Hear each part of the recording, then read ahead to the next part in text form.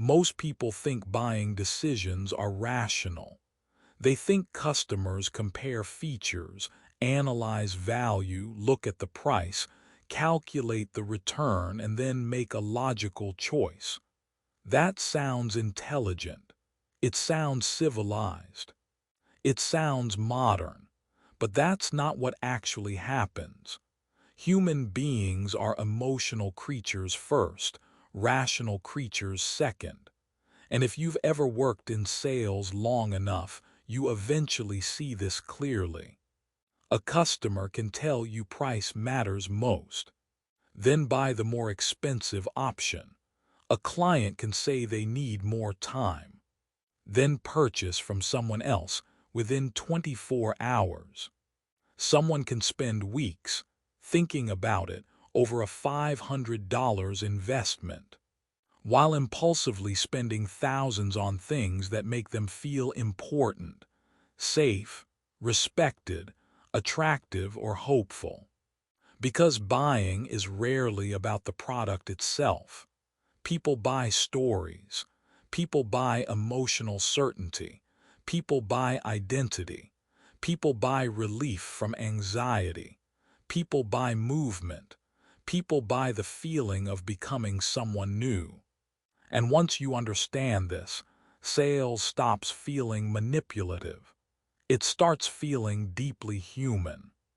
Years ago, when I was still trying to improve my own sales ability, I made a mistake that almost every technical person makes.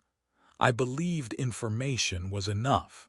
I thought, if my product is objectively better, people will naturally choose it. I focused on logic, features, systems, data, explanations.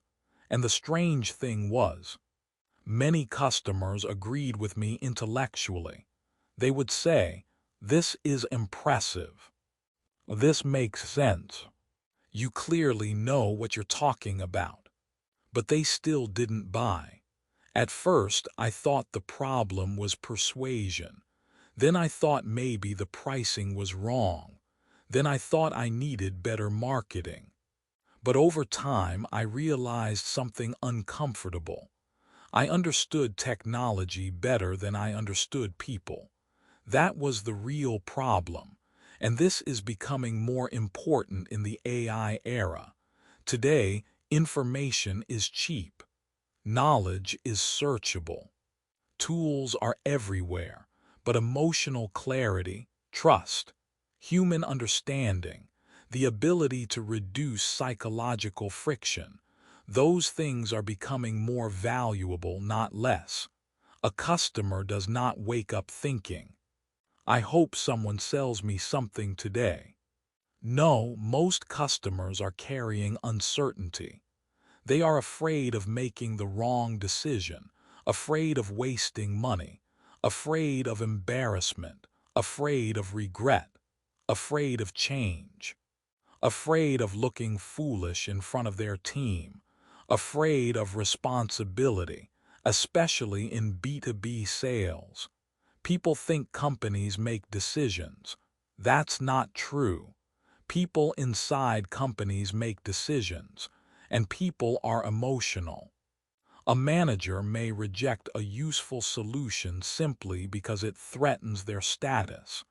A business owner may delay action because growth creates uncertainty. An employee may support a bad system because they helped build it. This is psychology, not logic. Charlie Munger once talked about how human misjudgment comes from psychological bias. And when you study buying behavior long enough, you start seeing these patterns everywhere. People want social proof. People fear loss more than they desire gain. People avoid cognitive overload. People seek consistency with their identity. People follow emotional momentum. This is why trust matters so much, because trust reduces mental energy. A customer isn't just asking, "Will this work?" They're also asking, "Will I regret this?" Will this make me look smart? Can I trust this person under pressure? Does this person understand me? Do I feel emotionally safe moving forward? And this is where many salespeople fail. They try to win arguments instead of reducing fear. But customers are not looking for debate champions. They are looking for certainty. Not perfect certainty, human certainty, enough emotional confidence to move. One of the biggest breakthroughs in my own sales journey came when I stopped trying to sound impressive. I stopped over-explaining. Instead, I focused on understanding the emotional state behind the conversation, because often the real objection is never spoken directly. A customer says, "It's too expensive." But sometimes what they really mean is, "I'm afraid this won't work." Or, "If this fails, I'll look irresponsible." Or, "I've been disappointed before." Or, "I don't trust myself to make this decision."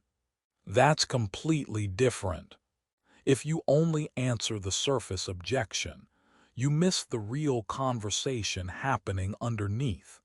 And AI is making this even more fascinating. I've spent years building AI systems for sales training and behavioral analysis. What surprised me most wasn't the technology itself. It was how predictable human emotional patterns are. Salespeople repeat emotional mistakes. Customers repeat emotional patterns. Conversations repeat psychological loops. Not because humans are weak, because humans are human. We all seek meaning. We all seek progress. We all seek emotional safety. And once I saw this clearly, I stopped viewing sales as convincing people. Sales became a process of helping people resolve internal conflict. That's a very different mindset. A bad salesperson pushes. A skilled salesperson clarifies.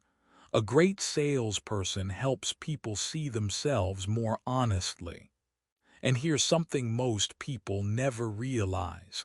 Customers are not buying your confidence. They are borrowing it temporarily. When someone feels uncertain, they look for emotional stability. That's why your emotional state matters so much in sales. If you sound desperate, customers feel pressure. If you sound anxious, customers feel risk. If you sound needy, customers feel manipulation. But when you are calm, grounded, and detached from immediate outcomes, something changes. People trust you more. Not because you used a technique, because emotionally you feel safe. This is why self-development matters in sales far more than scripts. Of course, scripts matter. Strategy matters. Positioning matters. But emotional discipline matters even more. Your ability to remain stable under rejection. Your ability to listen carefully. Your ability to avoid emotional overreaction. Your ability to genuinely understand another human being. Those things directly affect revenue. And ironically, the less obsessed you become with closing, the better your sales performance often becomes. Because customers can feel when they are being treated like transactions. Humans are extremely sensitive to intention, especially now. In a world flooded with aggressive marketing, fake urgency, emotional manipulation, and shallow personal branding, authenticity has become rare, and rare things become valuable. This is also why high-level positioning matters. If you constantly chase low-trust environments, you attract low-trust behavior. People negotiate aggressively. People waste your time. People compare only on price. But when you position yourself around depth, expertise, long-term value, and transformation, the entire psychology changes. Better customers ask better questions. They care less about cheapness and more about outcomes. And this matters because the future belongs to people who can combine expertise with human understanding. AI can generate information. AI can automate workflows. AI can optimize systems. But trust still moves business. Human psychology still drives decisions. And emotional intelligence is becoming a form of leverage. I think one of the most dangerous myths online today is the idea that success comes from hacking attention. Short-term attention is easy. Emotional trust is difficult. Anyone can trigger emotion temporarily. Very few people can build long-term credibility. But long-term credibility is where real opportunity lives. That's where referrals come from. That's where partnerships come from. That's where premium positioning comes from. And all of this starts with understanding one simple truth. People do not buy when they understand everything. People buy when they feel understood. That changed my entire perspective. As a technical founder, I used to believe intelligence was enough. Now I believe emotional clarity is equally important, because logic alone rarely creates movement. Emotion creates movement. Logic supports the movement afterward. That's why people often justify emotionally driven purchases with rational explanations later. The emotion comes first. The logic comes second. And once you understand that, communication changes. You stop trying to overwhelm people with information. Instead, you focus on reducing confusion. You stop trying to dominate conversations. Instead, you create clarity. You stop trying to manipulate emotion. Instead, you understand emotion. And strangely enough, this also improves your own life. Because psychology isn't only useful for understanding customers, it helps you understand yourself. Why do we procrastinate? Why do we avoid difficult conversations? Why do we hesitate before opportunities? Why do we sabotage consistency? Why do we seek comfort over growth? Human psychology affects everything: business, relationships, health, creativity, leadership. Even confidence itself is misunderstood. Most people think confidence is a feeling, but real confidence often comes from emotional independence from outcomes. You stop needing every conversation to succeed. You stop needing universal approval. You stop emotionally collapsing from rejection. And when that happens, your communication becomes cleaner. You become more present, more observant, more useful. Ironically, customers trust people who are not trying too hard to force trust. That emotional pressure disappears. And this is one of the deepest lessons I've learned from both sales and building AI systems. Human beings are not purely rational machines. We are emotional pattern recognition systems trying to reduce uncertainty while moving toward meaning. Every buying decision reflects that. Every conversation reflects that. Every negotiation reflects that. The companies that understand this will dominate the future, not through manipulation, but through deeper understanding of human behavior. And individuals who learn this skill will always remain valuable, even in an automated world, Because technology scales information, but understanding people scales trust, and trust still builds businesses. Trust still builds careers.